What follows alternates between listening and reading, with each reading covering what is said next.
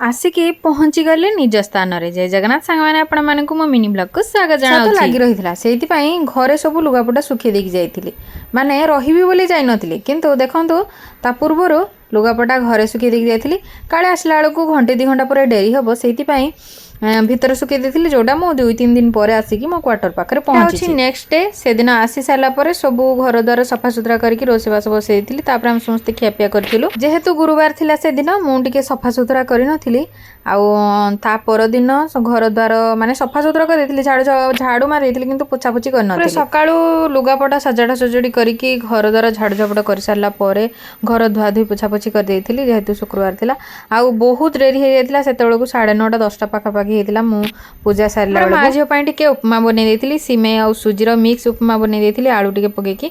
क्रिसु तो जहा देले भी सब जिंस से आराम से खाइनी, तापर मा झियो बसी खाइ देथिलु। औषध दे देथिली खाइबा पई। कोन पई कहले औषध, त पार्टी सारा सबु घा माने एम्ति भाबरे हे जाइछि, देखिले भी डर लागुछि। खाइ सारला परे मोर काम थाए एडिटिंग वीडियो।